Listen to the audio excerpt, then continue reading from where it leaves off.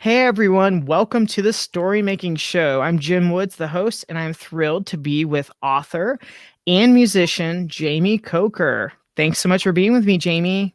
Thanks for having me, Jim. Glad You to be here. bet. And Jamie, you wrote a really fantastic memoir called My CCM Soundtracked Life. And I remember when you showed me very early drafts of Yeah, this. yeah, you Age read one of my very first drafts and gave me some very good feedback, and I'm very, very appreciative of that. Oh, you bet. And it was so great to see you bring that book out into the world and You know, to have other people reading it. It was a little over a year ago. Looks like it was in yes, May yeah, of 2020 that you correct. launched it. Any thoughts about becoming an author? Like, what's your impression of that now, having written a memoir? I think in the moment, like on release day, it's just kind of surreal. It's like here's this thing that's just been sitting in a Word document in my laptop for 5 to 7 years, and now it's an actual book. And so I think to hold that in your hands and to know that other people are reading it is surreal and a little scary as well, but also very exciting. Um, I think now it's like, yeah, now the glow of it has kind of worn off after a year and a half. Yeah. Yeah, every now and then I'll look down and I'll see a copy of it and be like, oh yeah, I published a book. It just, yeah, feels pretty good.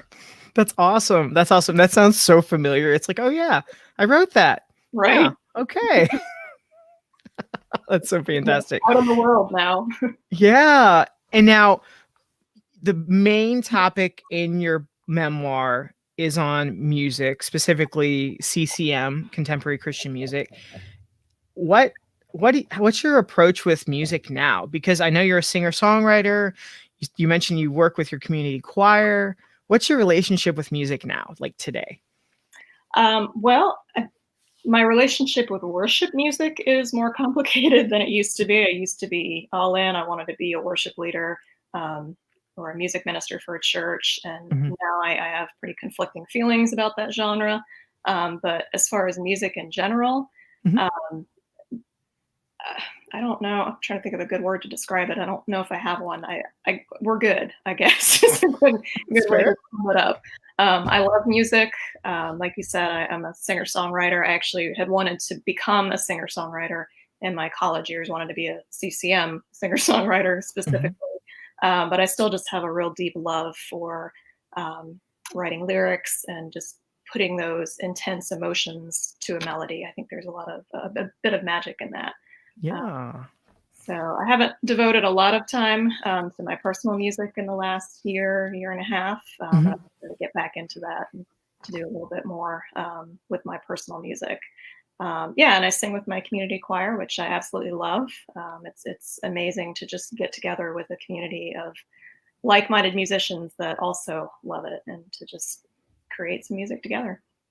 Do you find it a little bit easier working in a community setting versus working solo where it's, you kind of doing all the heavy lifting on your own and, kind of endless opportunities, whatever you want to do and wherever you lead yourself? Right, yeah, I think I'd say that's accurate. I mean, because with the choir, you go in, you're handed music, here's what you sing, and then you work together, and you can lean on your fellow musicians. Like I am not a good sight reader, and so it's good for me to be around others who are, and Yeah. kind of lean on them, and yeah, just the way we all work together. I think it's definitely easier than the solo part of it for sure, especially when you're That's creating your own songs from scratch. Do you even see that as like having some boundaries? Because when you're completely solo and you step into your music room with a guitar, it's like, okay, I could like I personally I find some of these things a little bit overwhelming. You find it a little better having some boundaries, like define clear boundaries when you're creating then? Yes. Yeah, I think so.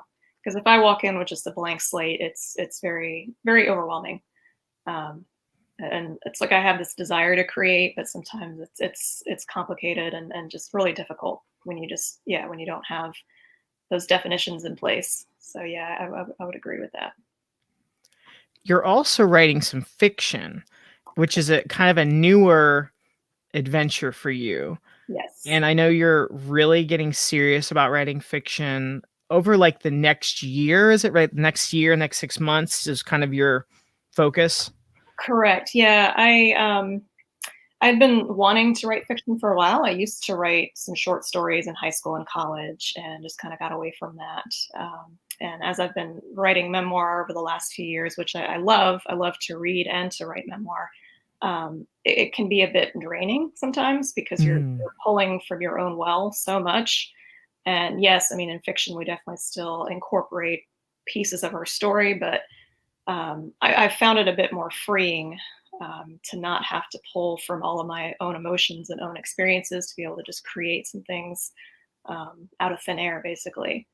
So yeah, it's been kind of freeing. So I'm hoping to have a fiction book, at least a draft finished, maybe in the next few months, and then Nice. kind of go from there.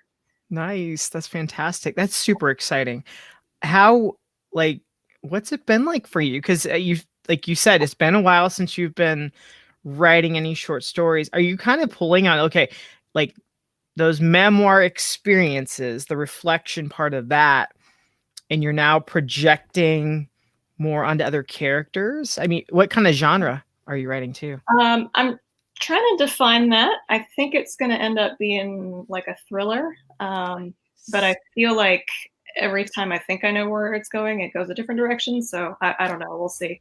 But I'm thinking mystery thriller probably is Ooh. where I'm going to land.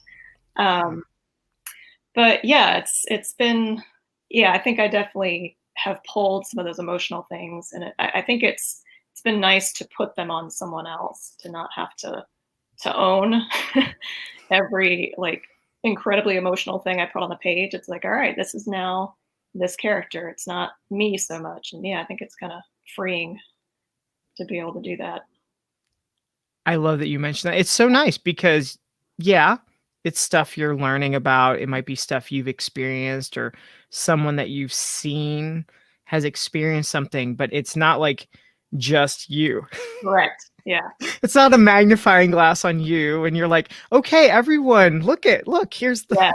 Yeah. here I'm going to hold it up to me." Yeah. That's the thing that's kind of scary about memoir. It's like, all right, here's my very raw lived experience and just going to put it out in the world for people to do with it what they will.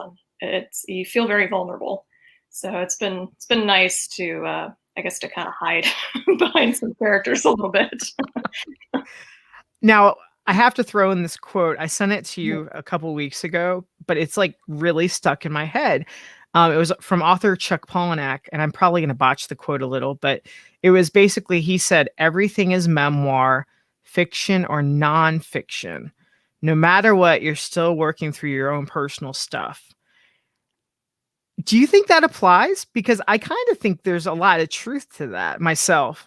I think so. Yeah, I think especially as I write my main character, there's definitely a lot of me in her. Not necessarily in like her occupation or what she's doing with her life, but just with her fears and Mm, her anxieties. sure. Yeah, I think that's an accurate depiction. I mean, maybe not always, because a lot of us will write villains into our stories, and we may argue, well, that's not really me, but maybe it is. Maybe it's the ugly parts of us coming to the surface. I don't know. So yeah, I think it's a good quote. I think it's pretty accurate. Do you think writing about those fears and uncertainties helps you personally, as a writer, as a person, when you're kind of transferring and you have to be aware of these things, like putting them Yeah. in a story versus, internalizing them yourself? Correct. Yeah, and I wrote my memoir. I started writing it selfishly. It was basically so I could process through what I was going through because I just had a lot of conflicted feelings and emotions, and I didn't know what was going on. And so I just started writing to sort it out, and then it eventually turned into a book. So yeah, I've always written to process, and I think I definitely am starting to do that with fiction, and I think maybe kind of working through some of my own mess through my characters. So yeah, it's like a little impromptu therapy sessions. Right, right. Now, what's helped you the most as you've pursued more, you know, obviously you're writing with the memoir Mhm. and you produced it, you brought that great story into the world, you've made music, you've been composing music for years, but now with fiction, what's helped you like, okay, here I go. I'm in this process. What's Right. helped you so far I as you're think writing? a couple things. One is setting a goal and Mm. an achievable goal. I see a lot of writers say you need to write every day, and I Mhm. get the intent behind that. You need to keep the practice going and keep your instrument refined. Mhm. But for me, I need to take a step back sometimes. So I can't write every day. It's just too much. And so I set a goal to write 5 days a week. Nice. And then I was encouraged. I didn't really aim for a word count goal. It was like I'm just going Uh-huh. to show up and write 5 days a week. But then I had a friend and a coach encourage me to write 1,000 words on those 5 days. Which Nice. when you first said it, I thought, oh, that sounds so daunting because I had been out of the practice for a while, and so it was just like writing, Yeah. 500 words was a chore. Right. But I pushed myself and I kept going, and now I'm churning out 1,000 words in like 30 to 40 minutes, whereas before it was like an hour or more. On the good days, on other days, it's definitely I'm blown away. That's amazing. Like that yeah, is fantastic. I'm thrilled for you because yeah, I like part of my brain wants to jump in and be like, what? I'm way slower than that. But well, that's yeah, and fantastic. And it doesn't matter how fast or slow you right, are. right, I think it's that you're showing up exactly, yeah. is the real key. And Mhm. even yesterday, I was watching this little clip where George R. Martin was like asking Stephen King, like, how do you write so stinking much? Like, how do you do Yeah, it? yeah, And, you know, the secret is habit. It's showing up and just right, kind of getting a rhythm, yeah. your rhythm. And Mhm. he's like, yeah, I just work for 3 to 4 hours. That usually is about 6 pages. He's like, if I do that every day, that's a novel in about a few months. And I'm like, that's really simple when he says it that way. Yeah, It's just yeah, that showing up and, if you are a little bit slower, that's okay. It just means you're gonna take a little more time, which yeah, yeah. My yeah. memoir took a lot longer to write. I wrote that over about 5 years, Mhm, and not necessarily because I'm a slow writer, but because I needed to step away from the work often, mhm, because it was so personal, and so mhm, I'd hit a wall some days and just be like, I either didn't have the words yet to articulate what I was trying to say, or I didn't have the energy to go there. And so there were times where I'd walk away for a couple months and just leave it alone and then come back to it with a fresh eye. Haven't really found the need for that so much with fiction, but I write my 5 days and then I take my 2 days off, and I think it's good to let the words marinate for a little bit and just to think about it. mm, I think giving ourselves time to think is also yeah, good. Um, yeah, I'll be lying in bed or taking a shower or eating lunch, and I'll be like, "Oh, here, I need to write this part," and I'll think of the next scene or a scene I need to write later. And yeah, so I think just allowing space for the words as well is really important. so, on that topic of Mhm. space, are you trying to do your creating at the same time, kind of the same, same time, same place kind of thing every day, at least during the work week or when you are writing? Yes, I'm aiming to do it Monday through Friday, mainly because I just really want to give myself the weekend to rest. Because I'm one of those that will just push myself and push myself, and then Sunday night I'm like, why am I so tired? Now I have to turn around and start the work week. And so, just giving myself permission to be off and to rest has been important. And so, I aim for the Monday through Friday, and I typically end up doing it at the end of the day, right before bed. Which I Mm, didn't love at first because I do like to write in the morning. I like writing when it's fresh, before the day mhm, has had a chance to, impress your feelings or your emotions or stress you out or whatever. mhm. But I've just found in this season, it's just not working for me because I can't get myself up early enough to do it. Yes. And Yeah. just with everything going on in our world right now, just still trying to navigate this ongoing pandemic, I have been excessively tired most days, and so Mm, I just realized getting myself up early is just not good for mm-mm. my body right now. And so No, I no. sleep in as much as I can. I do, my morning routine. I've tried writing on my lunch break as well, but I need time to eat. So I found Heaven forbid. and Heaven forbid. you So know?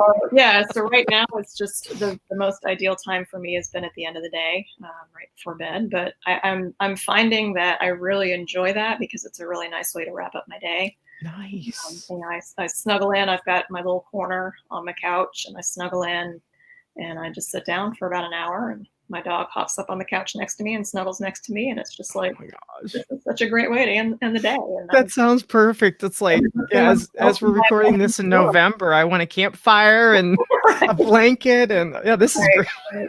Yeah, so that's what's working for me now, and, you know, in the Yeah. next season, it might change. Maybe I'll go back to a morning writer. That's when I used to do most of my writing, but, Okay. yeah, right now, it's what works, so it's what I'm going with. On the topic of rest, because I think this is a challenge for most of us, Yeah. what restores you? What brings back the creativity so you have that energy, to go right later? Hiking with my dog, I would say, is Mm, probably my number one thing right now. I love getting out in nature, and just hiking for miles, and so usually Saturday mornings, she and I will go out, we'll find a park somewhere, and we'll walk for, like, 4 or 5 miles. And now that it's starting to cool down a bit, you know, I live in Florida, so unfortunately, summertime doesn't really lend to outside hiking. But now that it's fall, things are cooling down. The weather's beautiful, so she and I get out quite often and just walk. And I used to walk and listen to podcasts, but I found I like to walk just in silence and just kind of let my mhm. mind go. Um, and I often will have ideas while I'm walking. So yeah, I think that's my number one thing right now to just to rest and rejuvenate myself. I love that because I think often, many times, rest is like, it's like people treat it the same as sleep.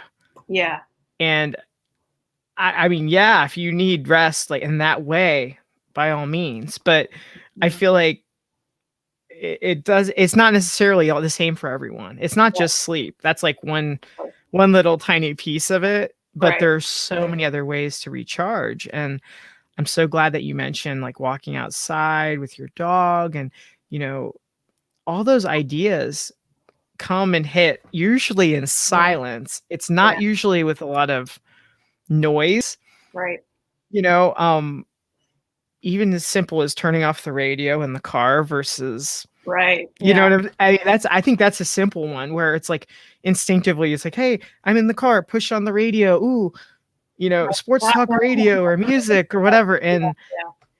not really listening anyway.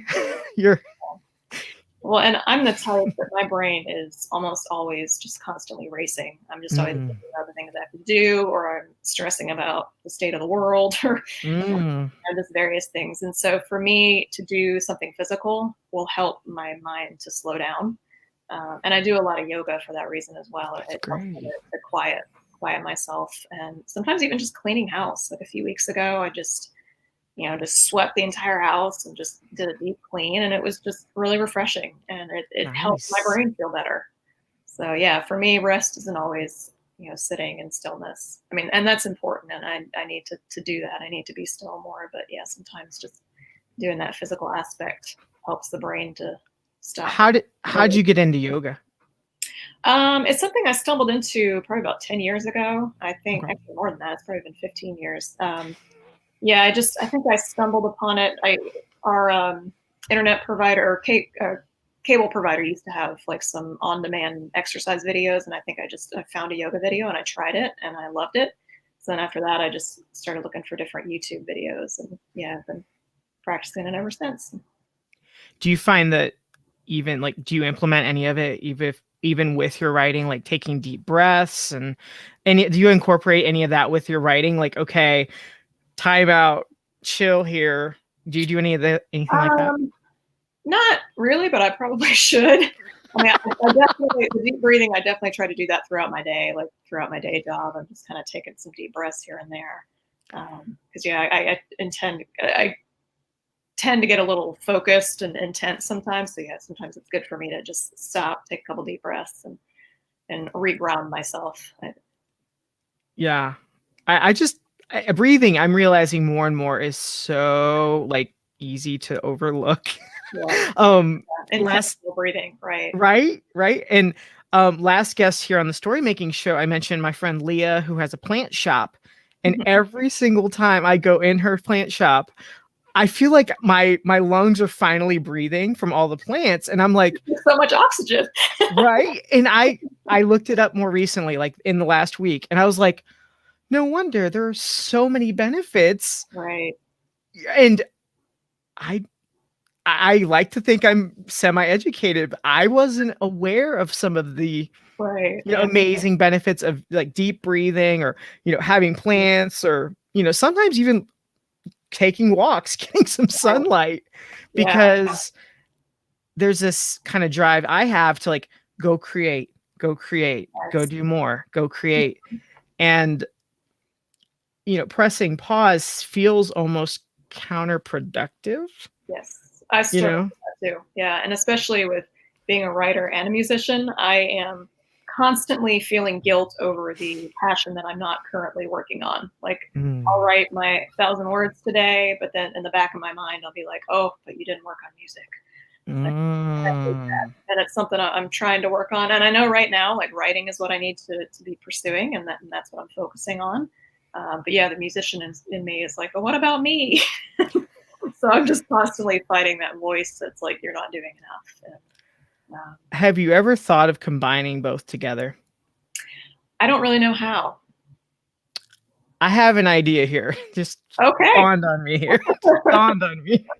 I would Um, too, but I've never been able to figure out a concrete way. well, I feel like when every entrepreneur or creative is like, those need to be separate. Like, the people that read your uh-uh, writing aren't interested no. in I music. think I So, think we're way more interconnected yeah. than, like, yes, we can compartmentalize Right. amazingly well, but Mhm. that's never a good long-term strategy. Yeah. Um, our bodies and our brains fight us a bit Right.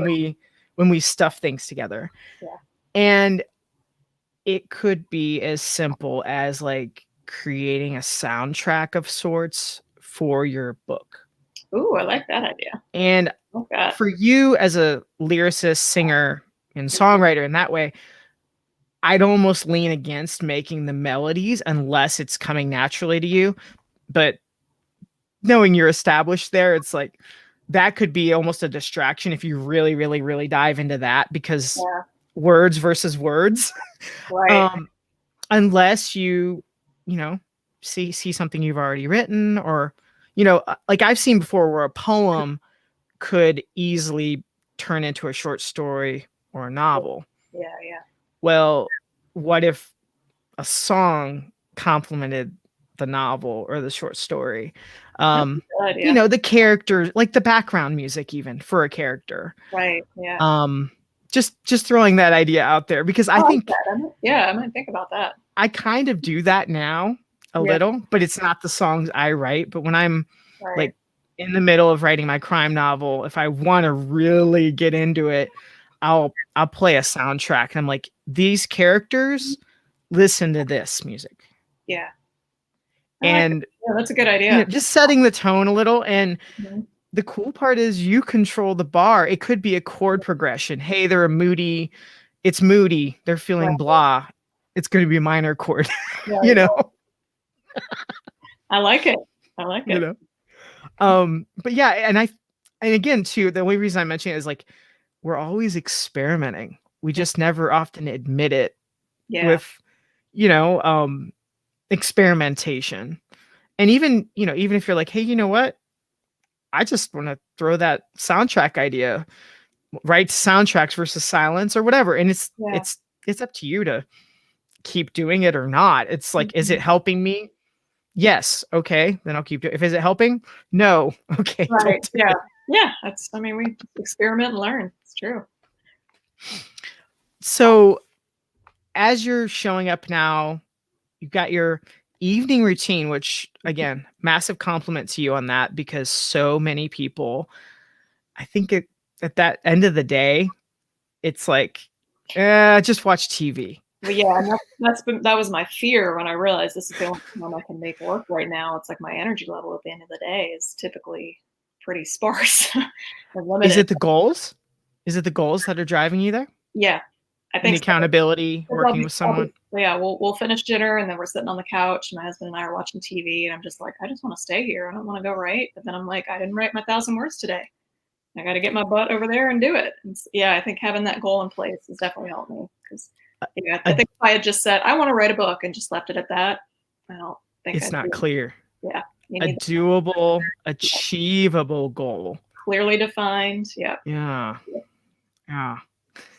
Um, and I personally, I've been doing something very similar to you, where it's like, hey, I'm gonna have a weekly goal. I'm not gonna put that pressure on myself every single day to create right. a certain amount. Yeah, Um, yes, it sure makes life a whole lot easier if I'm showing up every day.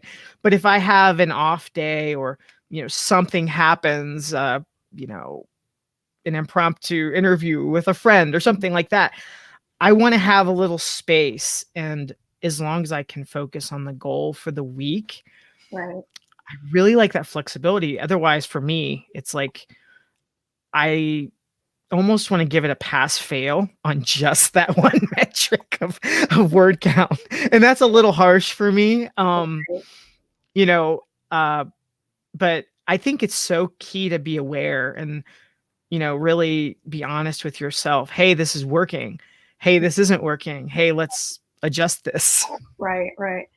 Well, and I think for me, for right now, since I'm in the middle of writing a first draft, I just remind myself it is not the first draft's job to be perfect. It's job to Yes. just be on the page. And so sometimes I'll stop and reread something and be like, "This is really poorly worded. This is terrible."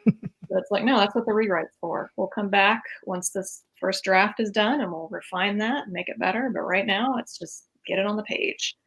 So That that's is such a great attitude. And one thought even on that, just piggybacking on right on what you said, Mhm.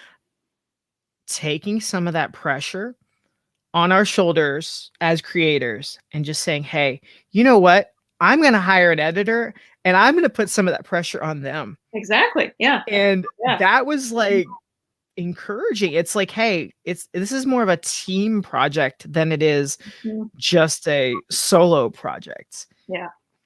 Yeah, yeah, I had an editor on my first book, and she was a huge help. Like, I did as much as I could with my first draft, and then I sent it to her, and she helped me see, hey, this you need to expand on this. We need more on this. Tell me more on why you feel this way. And once I had that, kind of bit of direction, I was able to take it and run with it and get it done. But yeah, without that outside help, I just wasn't going to work.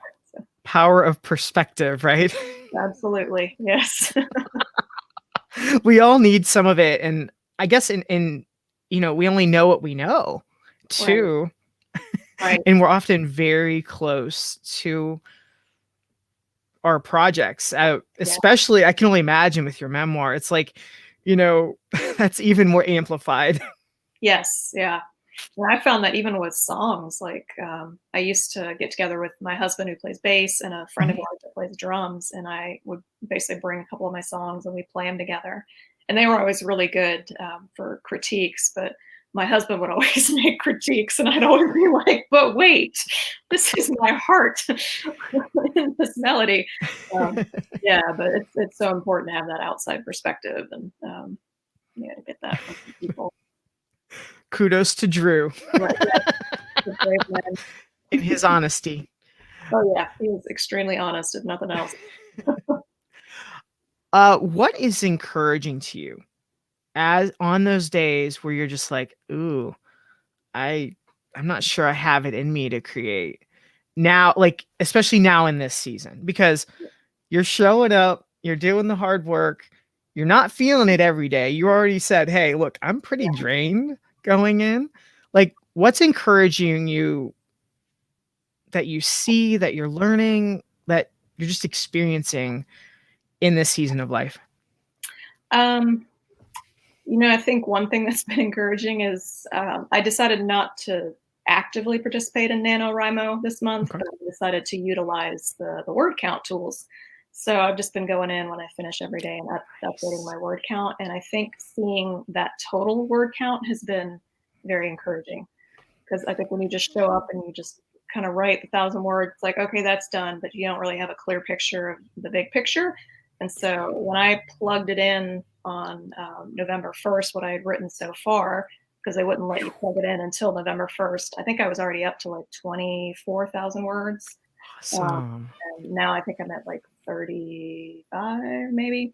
So Wow. just seeing that total word count has been really encouraging. And I think the other thing I'd say is just the story itself that I'm writing. Ooh. When I just kind of had a vague idea and I started writing and I wasn't really sure what was going to happen. And it's been cool to see it evolve, and just kind of falling in love with the characters, honestly.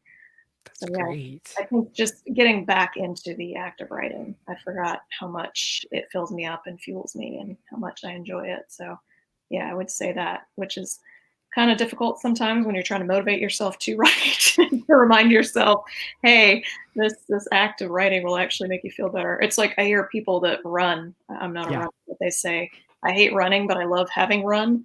That's kind Yeah. of how I feel often about writing. It's like it's a struggle to get started, but once I do, it's like, oh yeah, this is why I do this. This is great. Yeah, that working out analogy I think is so fair Yeah, for most of us. And I don't know if will encourage you. I hope it will, Jamie, but I always feel like when you're first getting going, when you're writing, it's kind of like getting your feet in the pool, and it's cold and it's awkward and it's a little painful, and yeah, it's like, oh, I don't want to do this. My feet are cold. And then, mhm, eventually your legs and then your waist, and then you keep getting in and you're like, okay, we're all right now.